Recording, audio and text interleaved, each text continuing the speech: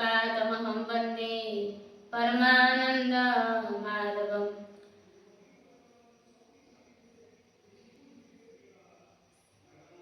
निर्गमकल्पतरुगलितं फलं सुखमुखात्मतदव संयुतं पिबत भागवतं रसमालयं मुहुरहो रसिका भुवि भावुकाः। मुखं करोति वाचनं। मुख अर्थात जड़। भागवत भगवान को कृपा हेले जड़ भी कथा कहे। पंगु लंघयति गिरि। पंगु मध्य छोटा मध्य गिरि चढ़े। निर्गम कल्पतरुगलितं फलम। निगम अर्थात वेद। वेद रूपी कल्पवृक्षर फल होछि भागवतम। भागवत पाठ कले फलम गलितम फलम। गलितम अर्थात पक्व फल। गलितम फलम अर्थात पक्व फल। एहार कौनसी चोपा नहीं कि मंजी मध्य नहीं, सब खाइबा युक्त।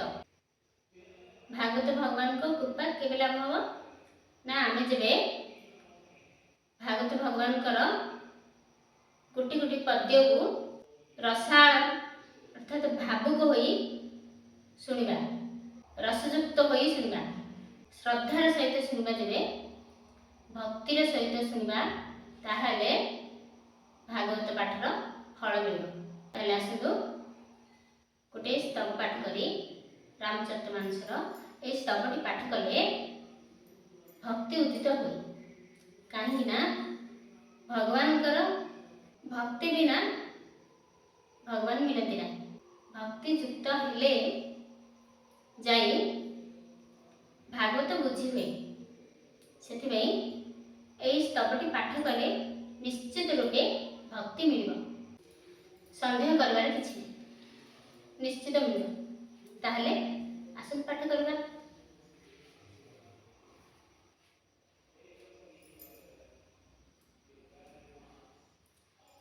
नमामि भक्तवत्सलं कृपालुशीलकोमलं भजामि ते पदाम्बुजम् अकामिनाशदमदं निकामश्यामसुन्दरं भवाम्बुनाथमन्दरं प्रफुल्लकञ्चलोचनं मदादिदोषमोचनं प्रलम्बबाहुविक्रमं प्रभो प्रमय वैभवं निसङ्गचापसायकं धरोति लोकनायकं दिनेश पञ्चमण्डनं महेश चापखण्डनं मुनिद्रासन्तरञ्जनं सुरारिवृन्दभञ्जनं मनोजवैरवन्दितं अजादिदेवसेवितं विशुद्धबोधविग्रहं समस्तदूषणापहं नमामि इन्दिरापतिं सुखाकारं सदागतिं भजे शक्तिशानुजं सचिपतिप्रियानुजं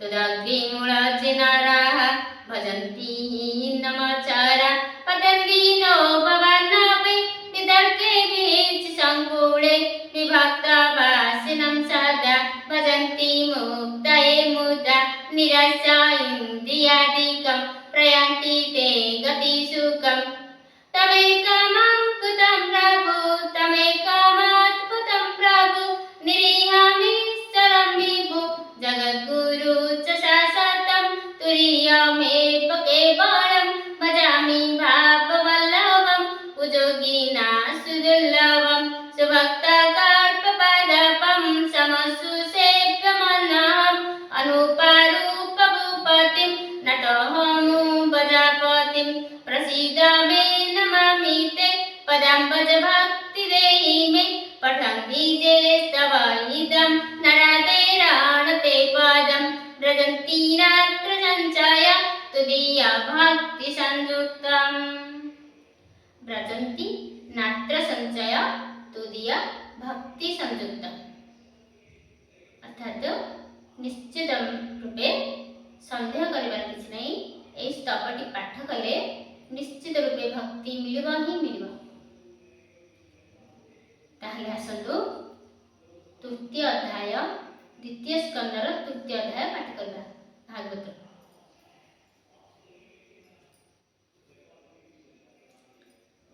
ତାହେଲେ ଆସନ୍ତୁ ଦ୍ୱିତୀୟ ସ୍କନ୍ଧର ତୃତୀୟ ଅଧ୍ୟାୟ ପାଠ କରିବା।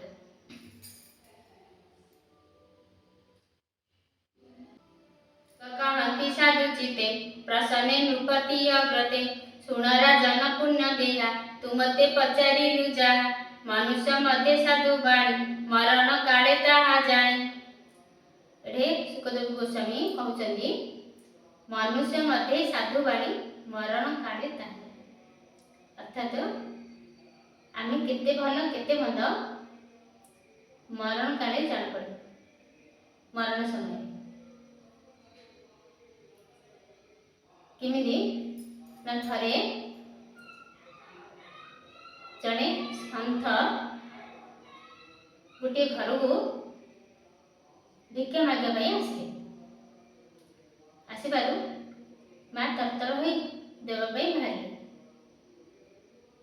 ଦେଖିଲେ ଗାଁରେ କୋଳାହଳ ଲାଗିଛି, ଜନଗହଳି ଦିଶୁଛି। ତାଙ୍କ ଝିଅକୁ ଡାକିଲେ। ସାଧୁ ଜଣକ ମାଗୁଛନ୍ତି, ମା ଭିକ୍ଷା ମୁଠିଏ ଦିଅ। କହିବାରୁ ମା ଜଣକ କହିଲେ ହଉ ଦଉଛି। କହି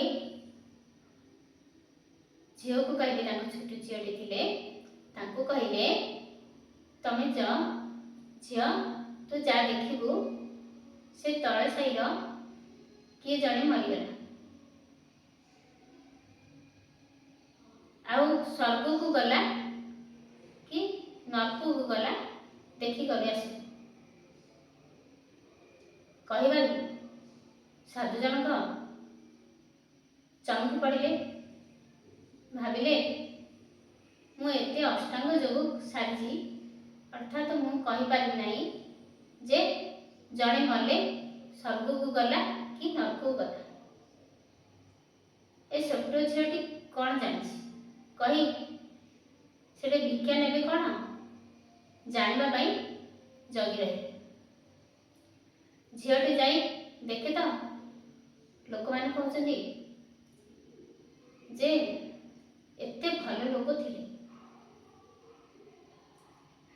ବହୁତ ଭଲ ଲୋକ ଥିଲେ, ବହୁତ ଭଲ କାମ କରିଛନ୍ତି। ଲୋକ ମୁଖରୁ ଏମିତି ଶୁଣି ଆସିଲେ ଝିଅଟି। ଗାଁରେ ଏ ମୁଣ୍ଡୁ ସେ ମୁଣ୍ଡ ପର୍ଯ୍ୟନ୍ତ ଜନଗହଳି, ଆଉ କହୁଛନ୍ତି ଯେ ଭଲ ଲୋକଟି ଥିଲେ।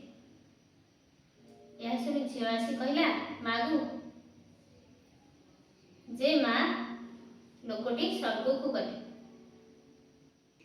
ଏହା କହିବାରୁ ସାଧୁ ଜଣକ ସେ ଛୋଟ ଝିଅଟି ପାଦ ତଳେ ଲମ୍ବ ହୋଇ ପଡ଼ିଗଲେ।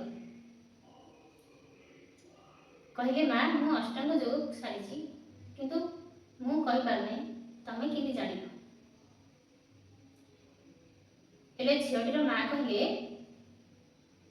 ଏଥିରେ କିଛି ଜାଣିବାର ନାହିଁ, କାହିଁକି ନା ଲୋକ ମୁଖରୁ ଶୁଣିଲେ ଯେ ଭଲ କାମ କରିଛି, ବହୁତ ଭଲ କାମ କରିଛି, ଆଉ ଲୋକମାନେ ବହୁତ ଦୁଃଖ ପ୍ରକାଶ କରୁଛନ୍ତି। କାହିଁକି ନା ଭଲ ଲୋକଟି ବଞ୍ଚିଥାନ୍ତା ଯଦି ଆହୁରି ଭଲ କରିଥାନ୍ତା। ଏଥିରୁ ଧରା ପଡୁଛି ଯେ ଲୋକଟି ଭଲ ଲୋକ ଥିଲା, ଆଉ ଇଏ ସ୍ୱର୍ଗକୁ ଯାଇଥିବ ନିଶ୍ଚୟ। ଏତେ ଭଲ କାମ କରି ସେ ନରକକୁ ଯିବ କେମିତି? ଏଥିପାଇଁ ମୋ ଝିଅ କହିଲା ଯେ ଲୋକଟି ସ୍ୱର୍ଗକୁ ଯାଇଛି। ଏମିତି ବୁଢ଼ୀ ମା ବୁଝାଇଦେଲେ ସାଧୁ ଜଣକ। ଆଉ ଜଣେ ନରକକୁ ଯାଇଛି ବୋଲି କେମିତି ଜାଣିଲା? ନା ବହୁତ ଦୁଷ୍ଟ ହେଉଥିଲେ। ବହୁତ ଦୁଷ୍ଟ ଲୋକଟିଏ ମଲା ପରେ ଲୋକମାନେ କହିଲେ ଯେ ଏ ଲୋକଟି ଆଗରୁ ମରିବା କଥା, ବହୁତ କ୍ଷତି ସହିଲା ଏ ସମାଜ ତଳେ। ଏଥିରୁ ଜାଣିବା ଆମେ ଯେ ଏ ଲୋକଟି ନିଶ୍ଚୟ ନରକ ଯାଇଥିବ। ସେଥିପାଇଁ सुखदेव गोस्वामी कहते जे प्राणीर भल मंद बाणी मरण काले ताहा जाने, मनुष्य मते साधु बाणी मरण काले ताहा जाने, एबे कहिबा ज्ञान सार भक्त जनक विभार, ब्रह्म तेज पूजार इच्छा ब्रह्म भजने तार दीक्षा। एठारे सुखदेव गोस्वामी कहते जे जार कामना अछि जो मनुष्यर भगवान को ठू किछि मागिबार इच्छा अछि ताहा पाई अलग अलग रूप रे भगवान देवता रूप रे अछन। नमस्ते बहुरूपाय,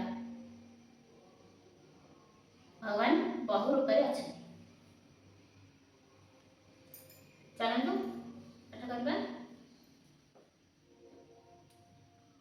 ब्रह्म तेज पूजार इच्छा ब्रह्म भजने तार दीक्षा, इंद्रिय सुख जार भाव से नर इंद्र को पूजिब। अर्थात सुख भोग इंद्रिय सुख विषय भोग विलास जे मजी रहा चाहे जार इच्छा से इंद्र को पूजिब।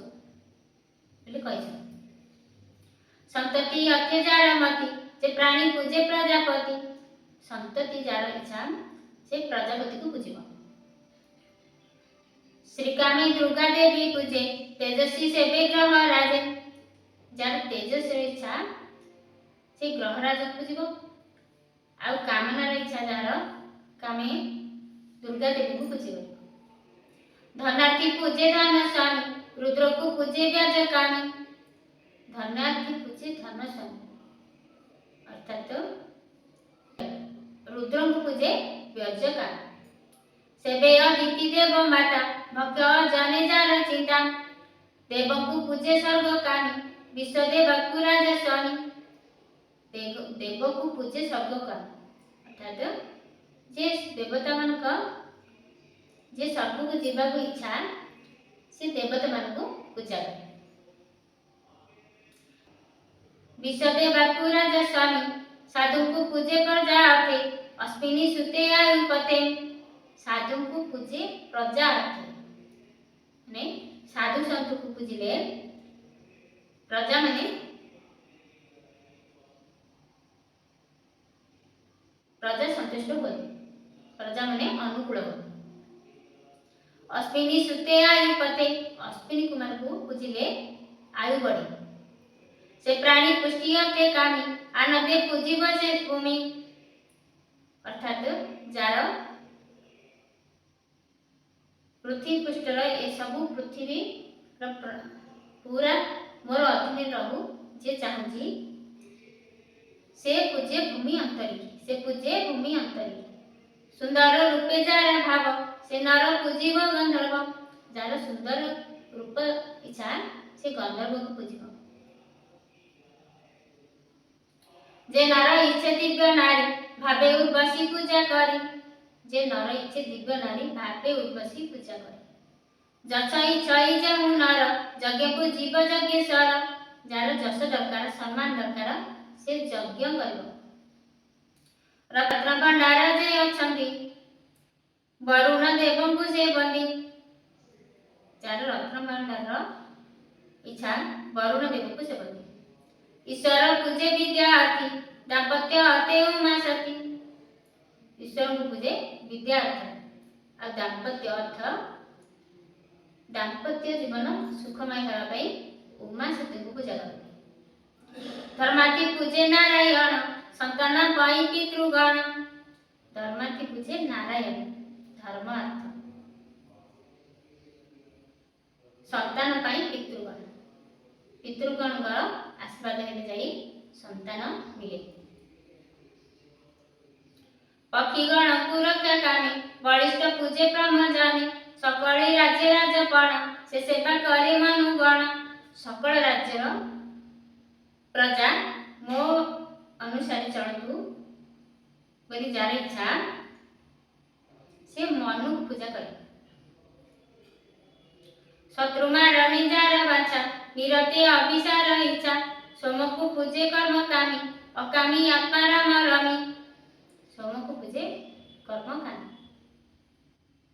ଅକାମୀ ଅବା ସର୍ବକାମୀ ଯେବା ବାଛନ୍ତି ମୁଖ୍ୟ କାମୀ ପରମ ପୁରୁଷ ଚରଣେ ସେବା କରିବେ ଦାସପଣେ। ଅକାମୀ ଅବା ସର୍ବକାମୀ ଯେବା ବାଛନ୍ତି ମୁଖ୍ୟ କାମୀ ପରମ ପୁରୁଷ ଚରଣେ ସେବା କରିବେ ଦାସ। ପରମ ପୁରୁଷ ଅର୍ଥାତ ଭଗବାନ ଶ୍ରୀକୃଷ୍ଣଙ୍କ ଚରଣରେ ଯେ ଯାର ମୁଖ୍ୟ ଆଶା ସେ ପୂଜିବ। ଏଣୁ ସେ ତାହାଙ୍କ ଜୀବନ ଜନ୍ମ ମରଣେ ଧନ୍ୟ ଧନ। ଯାର ଇଚ୍ଛା ନାହିଁ, କାମନାର କୌଣସି ଇଚ୍ଛା ନାହିଁ, ଭଗବାନଙ୍କୁ ଜାଣିବା ଉଦ୍ଦେଶ୍ୟ ଯାର, ଭଗବାନଙ୍କ ଶ୍ରୀଚରଣରେ ଭକ୍ତି ହେବା ଉଦ୍ଦେଶ୍ୟ, ସେ ଭଗବାନ ଶ୍ରୀକୃଷ୍ଣଙ୍କୁ ପୂଜେ, ପରମ ପୁରୁଷ ଚିନ୍ତନ କରେ। ପରମ ପଦ ସେ ଲଭନ୍ତି ବିଷ୍ଣୁ ଚରଣେ ନିତ୍ୟ ଚିନ୍ତି। ହରି ଭକ୍ତ ଜନ ସଙ୍ଗେ ତରଇ ଏ ଭବ ତରଙ୍ଗେ। ଯାର ଭଗବାନଙ୍କୁ ପାଇବାର ଇଚ୍ଛା, ଭଗବାନଙ୍କ ଶ୍ରୀଚରଣରେ ପ୍ରେମ ଭକ୍ତି ପାଇବାର ଇଚ୍ଛା, ଏଠି ସୁକଦେବ ଗୋସ୍ୱାମୀ କହୁଛନ୍ତି ସେ ଭକ୍ତଙ୍କର ଅଧୀନ ହେଲେ ହବ।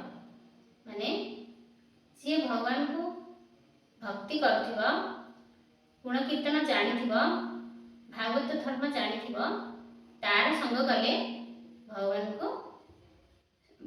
ଶ୍ରୀଚରଣରେ ଭକ୍ତି ହବ। ଭକ୍ତଙ୍କ ସଙ୍ଗରେ ଭକ୍ତି ମିଳେ, ଆଉ କୁକର୍ମ ସଙ୍ଗରେ ସଙ୍ଗୀ ହେଲେ କୁକର୍ମୀ ହୋଇଯାଏ। ଯେମିତିକା ସଙ୍ଗ ସେମିତିକା ରଙ୍ଗ ହୁଏ। ହରି ଭକ୍ତ ଜନ ସଙ୍ଗେ ତରଇ ଏ ଭବ ତରଙ୍ଗେ। ହରି ଭକ୍ତ ଜନ ସଙ୍ଗେ ଯେବେ ସାଙ୍ଗ ହୁଏ ଏ ଭବ ସାଗରରୁ ତରିଯାଏ। ଆତ୍ମା ପ୍ରସନ୍ନ ବିବେକ ଗୁଣ ସଙ୍ଗ ବେନି ଲୋକ କବଲ୍ୟ ଲଭିବାର ପଥ ଏ ଭକ୍ତି ଯୋଗୀଙ୍କର ମତ। କେବା ନର ସେହି ଭାବ ଆତ୍ମାର କୈବଲ୍ୟର ଲାଭେ। ଏ ଦେହ ମନୁଷ୍ୟ ଦେହ ମିଳିଛି ଭଗବାନଙ୍କୁ ପାଇବା ପାଇଁ, କିଏ ବା ଇଚ୍ଛା ନ କରିବ। ସୌନକ ବାଚ ଏ ମତେ ସୁକ ମୁଖ ଶୁଣି ସେ ନୃପ କୂଳ ଚୂଡ଼ାମଣି। ପୁଣି ସେ ଅଭିମନ୍ୟୁ ବଳା ଅନକି ପ୍ରଶ୍ନ ପଚାରିଲା। ଏଠାରେ ସନକାଦିକ ଋଷିମାନେ ସୁତମୁନିଙ୍କୁ ପଚାରୁଛନ୍ତି, ତାପରେ ଅଭିମନ୍ୟୁ ବଳା ଅର୍ଥାତ ପରୀକ୍ଷିତ, ଅଭିମନ୍ୟୁଙ୍କ ପୁତ୍ର ପରୀକ୍ଷିତ ତାପରେ କି ପ୍ରଶ୍ନ କଲେ। ସେ କଥା ଆମ୍ଭେ ଭଲେ ଜାଣି ତରିକୁ ଭବ ତରଙ୍ଗଣି। ତୁମ୍ଭର ଅଛି ଯେବେ ସ୍ନେହ ସଦୟ ଚିତ୍ତେ ସୁତ କହ। ସେ କଥା ଆମ ଆଗରେ କୁହ, ତାହା ଆମେ ଜାଣିବାକୁ ଚାହୁଁଛୁ। ତୁମ୍ଭର ଯେବେ ସ୍ନେହ ଅଛି ଦୟାକରି ଆମକୁ କୁହ। ସେ ହରି କଥା ସଭା ମତେ ଭକତ କହନ୍ତି ଆନନ୍ଦେ। ସେ ପଣ୍ଡୁ ବଂଶେ ମହାରଥ ସ୍ୱଭାବେ ବିଷ୍ଣୁର ଭକତ। ପଣ୍ଡୁ ବଂଶେ ମହାରଥ ଅର୍ଥାତ ମହାରଥ ହେଉଛନ୍ତି ପରୀକ୍ଷିତ, ସ୍ୱଭାବେ ବିଷ୍ଣୁର ଭକତ। ପରୀକ୍ଷିତ ହେଉଛନ୍ତି ବହୁତ ବଡ଼ ବୈଷ୍ଣବ। ଭଗବାନ ପରୀକ୍ଷିତକୁ ଗର୍ଭରେ ଥିଲାବେଳେ ଭଗବାନ ପରୀକ୍ଷିତକୁ ରକ୍ଷା କରିଥିଲେ, ତାପରେ ଜନ୍ମ ହେଲା ପରେ ବି ଭଗବାନଙ୍କୁ ଦେଖିଥିଲେ, ତାଙ୍କ ଅଙ୍ଗ ସଙ୍ଗ ଲାଭ କରିଛନ୍ତି। ସେ ହେଉଛନ୍ତି ପରମ ବୈଷ୍ଣବ। କ୍ରୀଡ଼ା ରସ ଭଳେ ଯେ ଭଜେ କୃଷ୍ଣ ପାଦ ତଳେ। ବ୍ୟାସ କୁମାର ସତ୍ୟ ଗୁଣ ସ୍ୱଭାବେ ବିଷ୍ଣୁ ପରାୟଣ। ପରମାନନ୍ଦ ଗୁଣ ଗାଥା ସତସଙ୍ଗମେ ଯେ ବକତା। ବ୍ୟାସ କୁମାର ସତ୍ୟ ଗୁଣ ସ୍ୱଭାବେ ବିଷ୍ଣୁ ପରାୟଣ। ବ୍ୟାସ କୁମାର ଅର୍ଥାତ ସୁକଦେବ ଗୋସ୍ୱାମୀଙ୍କୁ କହିଛନ୍ତି ଏଠି। ପରମାନନ୍ଦ ଗୁଣ ଗାଥା ଅର୍ଥାତ ଭଗବାନ ଶ୍ରୀକୃଷ୍ଣଙ୍କର ଗୁଣ କୀର୍ତ୍ତନ କଥା। ସତସଙ୍ଗମେ ଯେ ବକତା, ସତ୍ସଙ୍ଗର ଯେ ବକତା। ଜୀବନ ବହି ଏ ଜଗତେ ସେ ହରି କଥା ମୃତ ନୀତି। ନ କରେ ଜୀବନ ନିଷ୍ଫଳ ହୀନତା ହାର ଆୟୁ ବଳ। ଏଠାରେ ଜୀବନ ବହି ଏ ଜଗତେ ଯେ ହରି କଥା ମୃତ ନୀତି ଅର୍ଥାତ ଏ ମନୁଷ୍ୟ ଦେହ ପାଇ ଯିଏ ଭଗବାନଙ୍କର କଥା ନିତ୍ୟ ନ ଶୁଣିଛି ତାର ଏ ମନୁଷ୍ୟ ଜୀବନର କିଛି ହିଁ ଲାଭ ନାହିଁ, ବେକାରରେ ଗଲା। ସେଥିପାଇଁ ପ୍ରତ୍ୟେକ ଦିନ ଭଗବାନଙ୍କର କଥା ଶୁଣିବା କଥା। न करे जीवन निष्फल हीनता हार आयु बल ए रवि उदयंत काले जंतु जीवन घेनी चले से हरि भावे थांती जड़ी तांको जीवन दूरे एड़ी से हरि भावे थांती जड़ी तांको जीवन दूरे एड़ी माने जे हरि भावरे मजी रहे तार संग आमे करबा उचित। आमे माने जदि गोटे पिंपुड़ी जदि चाहिब वृंदावन केमिति जीव भक्त जदि वृंदावन जीव से घर पिंपुड़ी जदि चाहिब जे मु भी वृंदावन जीवी ताहले केमिति जीव ना जो भक्तटी वृंदावन जाउथिब सेई भक्तर बेग रे रही ताहले जाई सहजरे पड़ेब किंतु पिंपुड़ीटीर शक्ति नहीं से वृंदावन जाए सेही परी आमे समस्ते भगवान को सीधा सड़क पाई परिबा नहीं कौनसी ना कौनसी भक्तंग संगरे संग कले जाई आमे भगवान कर संग लाभ करबा भक्ति लाभ करबा आ भक्ति लाभ हेले ए जीवन रा श्रेष्ठ लाभ सार्थक हिला बोली जानता जे हरि भावे थांती चढ़ी तांको जीवन दूरे एड़ी ए तरु गणे संसारे जीवन अज्ञान बेभारे लहोकारक गृहे भाति किबा निश्वास न छाड़ती एठे सुखदेव गोस्वामी कहउछथि तरु गणे ए संसारे जीवन अज्ञान बेभारे अर्थात तरु तृणादि गच्छ समान जदि भगवान कथा न सुनले गच्छ भी निश्वास प्रश्वास नौछि आमे निश्वास प्रश्वास नेले कौन अंतर आमको एथिपाई जन्म मिली भगवान को कथा सुनवा ए जन्म मरण चक्र उद्धार हेबा पाई ग्राम कानन पशु गण किन भक्ति जन तृण अर्थात ग्राम कानन पशु गण किन भक्ति जन तृण अर्थात पशु पक्षी माने कौन खाऊ ना आमे भी खाली खाई करी खाइबा काम करबा ताले पशु सहित समान मनुष्य जन्म पाइछथि यदि धर्म रे युक्त हेबा धर्म रे युक्त होई भगवान को जानला होछि मनुष्य जीवन रो फल नचेत आमे पशु सहित समान मूत्र पुरुष उचलगंती अज्ञान सुखे से वंचंती पशु जेमती अज्ञान रही सेमती आमे सहित समान भगवान कथा जदि न सुनता स्वर्ण शुकर ओट खर यहाँ समान से नर स्वर्ण शुकर ओट खर स्वर्ण अर्थात कुकुर शुकर और ओट खर यहाँ समान से नर भगवान कथा न सुनवा श्रवण कीर्तन न करवा ताहले स्वर्ण शुकर ओट खर एमान समान आमे कुष्ठार नाम उच्चारण न शुणे जहार श्रवण ताहार कर्ण जुग कांते विवरे दिशंती जे मते कुष्ठार नाम उच्चारण न शुणे जहार श्रवण ताहार कर्ण जुग कांते विवरे दिशंती जे मते अर्थात सुखदेव गोस्वामी एठारे कहउछथि जे जहार कर्ण भगवान कथा न शुणिला श्रवण न कला ताहले गोटे गर्त सहित समान किछि लाभ नहीं कान थाई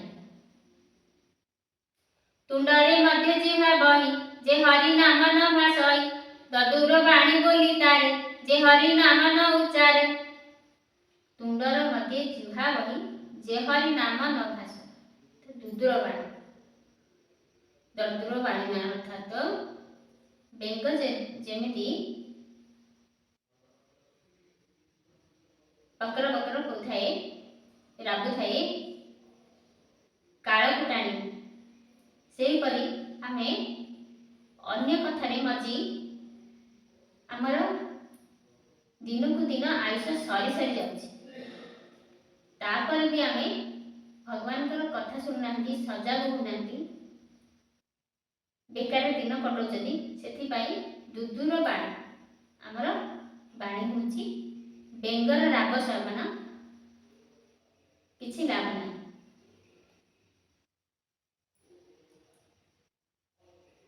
ଦୁଦୁର ବାଣୀ ବୋଲି ତାରେ ସେ ହରି ନାମ ନ ଉଚ୍ଚାର।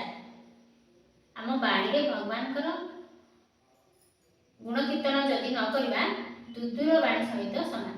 ଅର୍ଥାତ୍ ଗୋଟିଏ ବେଙ୍ଗ ଯେତେବେଳେ ବୋବାଳି ଛାଡ଼େ, ସର୍ପଟି ଜାଣିନଥାଏ ଯେ ବେଙ୍ଗ କୋଉଠି ଅଛି, କିନ୍ତୁ ବେଙ୍ଗ ବୋବାଳି ଛାଡ଼ିଲେ ସେ ଜାଣିଯାଏ ସେ ବେଙ୍ଗ କୋଉଠି ଅଛି। ସେହିପରି ମାନେ ତା କାଳକୁ ଡାକି ଆଣୁଛି। ସେହିପରି ଆମେ ଭଗବାନଙ୍କର କଥା ନ ଶୁଣି, ଭଗବାନଙ୍କର ଗୁଣ କୀର୍ତ୍ତନ ନ କରି ଆମେ ଇଆଡ଼ୁ ସିଆଡ଼ୁ ଗପ ବସି କାମ ସାରିଲା ପରେ ଏଣେ ତେଣେ କଥା କୁହନ୍ତି। ଅର୍ଥାତ୍ ଆମର ଜୀବନ କେତେ ମୂଲ୍ୟବାନ, ଦିନ ଯାକ ଆମର ବେକାରରେ ସାରିଲା।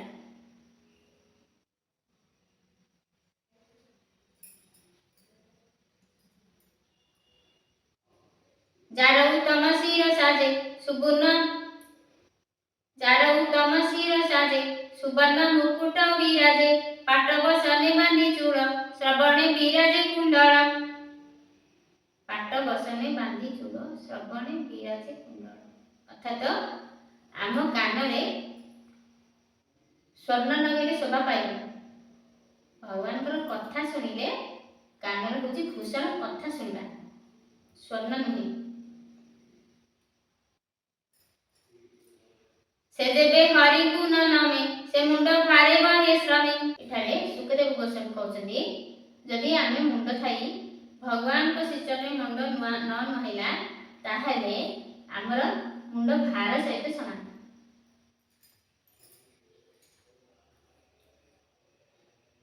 ଦେବା ସୁନ୍ଦର ବେନି ବୁଝେ କାଞ୍ଚନ କଙ୍କଣ ବିରାଜେ, ବିଷ୍ଣୁର କାର୍ଯ୍ୟ ଯେବେ ନହେ ସଂସାରେ ଅସ୍ତି ପ୍ରାୟ ଶହେ।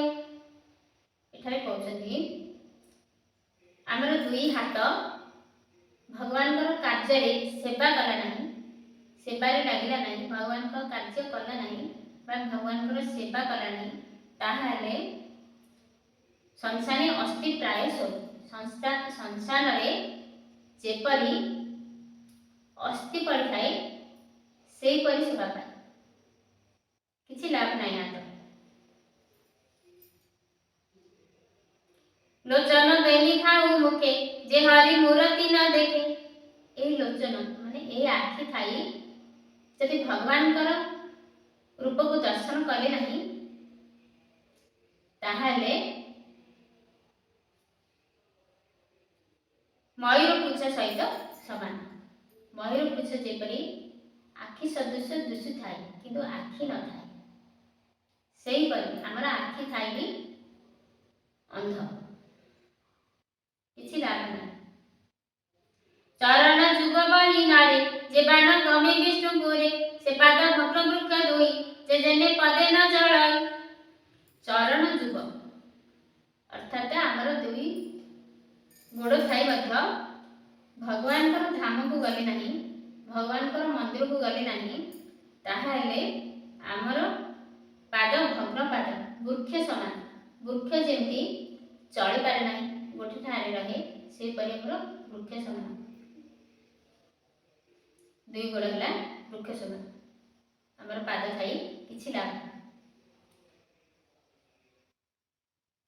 ପୁଷ୍ଟାର ଭକ୍ତ ପଦରେ ସର୍ବଦା ନ ଲାଗେ ଯତନ, ପବିତ୍ର ନୁହେଁ ତା ଶରୀର ସେ ଅଟେ ଶବର ଆକାର।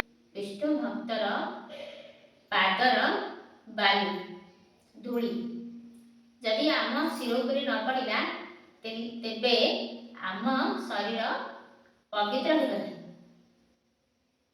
ସେଥିପାଇଁ ଏଠାରେ ସୁଖଦେବ ଗୋସ୍ୱାମୀ କହିଛନ୍ତି ଯେ ଭକ୍ତର ସଙ୍ଗ କର। କୁଷ୍ଠର ଭକ୍ତ ପଦରେ ସର୍ବଦା ନ ଲାଗେ ଯତନ, ପବିତ୍ର ନୁହେଁ ତା ଶରୀର ସେ ଅଟେ ଶବର ଆକାର। ଭକ୍ତ ସଙ୍ଗରେ ଭକ୍ତର ପାଦ ରେଣୁ ପାଦ ବାଲି कथाटी जदि आम मुंडे न पड़ला ताहले आमे सब आकार।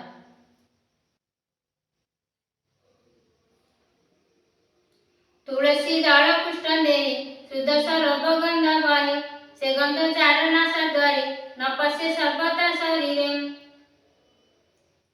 तुलसी दल प्रत्येक दिन आमे तुलसी ग्रहण करवा अछि। दारुपाषाण न हो तार से अंते पड़े तम घर गोविंद नाम जार हृदय न पशे पुलक आनंदे। गोविंद नाम जार हृदय न पशे पुलक आनंद अर्थात आमे कथा सुनिबा बेले आमर हृदय गदगद हो जिबा उचित अर्थात आनंद रे विभोर होई आनंद अश्रु बहबा उचित हेले ताहले आमे जानिबा आमे भक्ति उदय हैला बोली आमर भक्ति उदय हैला बोली आमे सेते बेले जानिबा। जेबेता पसई हृदय नयन अश्रुता न झरे तार हृदय श्मशान बहई लहमय भार अर्थात सुखदेव गोस्वामी कहउछन्ती जे जार भगवान कथा जा हृदय कर्ण द्वारा श्रवण करी हृदय भावना आसला आ भाव आसी भगवान कथारे लुह न झरिला ताहले तार हृदय पत्थर समान बोली कहउछन्ती। लहमय लुहा समान हे सुत सुन पुष्ट गुण सुनाओ आम्भर श्रवण जे साधु प्रश्न परीक्षित पुछिला मुनिक व्रतम आत्मविद्यार बळे करी सुकजा कहिले विस्तारी से आत्म मन अनुकूल कहि संसार कर प्रारंभ से आत्म मन अनुकूल कहि संसार कर प्रारंभ से हरि चरण पंकजे ब्राह्मण जगन्नाथ भजे। तापरे एठारे सुत मुनि को सनकादिक ऋषि माने कहिचंती जे सुत तुमे कथा श्रवण कर भगवान कृष्ण कथा श्रवण कर आ आम को सुना अर्थात आमे जदि सुनिले भगवान कथा आमे जोठारे भी बसवा ताकू भी सुनाइबा जे आमे सबु आजी ए सबु सुनिलु ताहले सेठी सत्संग माने भगवान कथा जोड़ी सुनिबा सेठारे ताकू सत्संग कहा जाय। श्रीमद् भागवते महापुराणे पारमहंस्या संहिताया 82 द्वितीय स्कंदे सुख परीक्षित संवादे भक्ति योग प्राधान्य वर्णने नाम तृतीयाध्याय। व्यवसापि रणभंग मनेरपि मतिभ्रम जदि शुद्धम वा मम दोषनो